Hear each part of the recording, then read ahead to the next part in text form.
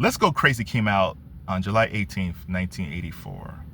I think it's hard to tell like how big that Purple Rain album and movie was to kids today.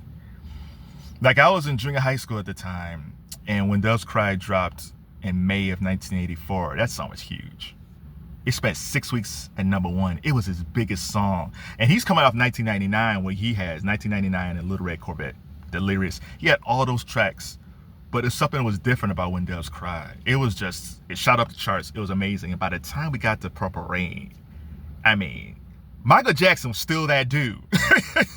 But the summer of 1984, it was all Prince.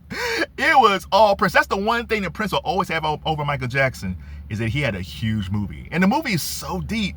The music alone is fantastic. I saw it incomplete like a couple years ago on the 40th anniversary of the film. But it's so deep because it dealt with spousal abuse, relationship abuse between like Prince and Apollonia, him trying to deal with his feelings with his dad and not trying to be like his father, but then he has the same attributes as his dad. He's trying to break the cycle. There's a lot of deep stuff in there.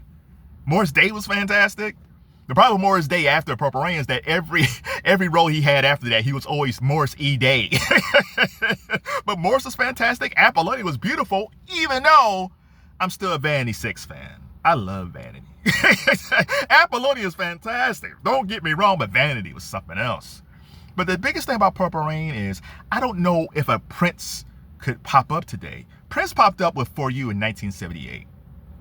The Prince album came out in 1979, Dirty Mind in 1980, Controversy in 81, and in 1999 and 1982. The guy that Prince was in 78 couldn't make Purple Rain. The guy in 81 couldn't make Purple Rain. By the time we get to 1999, it's like, okay, he has a shot. But the guy from Controversy was probably the beginnings of him fighting himself as an artist. Along the way, he was trying to figure himself out about who he is. Go listen. The debut album, the For You album, is really, really good. But what we see by the time we get to the Purple Rain tour, it's a totally different audience.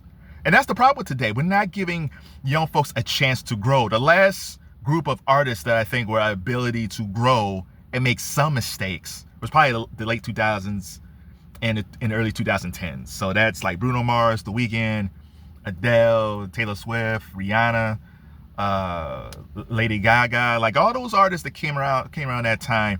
They were able to make changes, but still develop as artists. And I don't know you can do that today.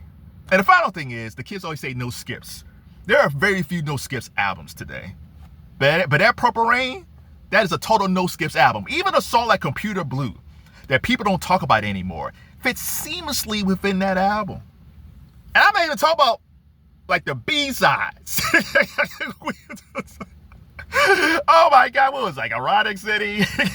She's Always in My Hair. Can you be so talented when you make Purple Rain and you got all these great songs on this one album? You got She's Always in My Hair, 17 Days, Erotic City as B-sides? And you trying to tell me that I should be in love with Taylor Swift as an artist? No. God bless Taylor Swift.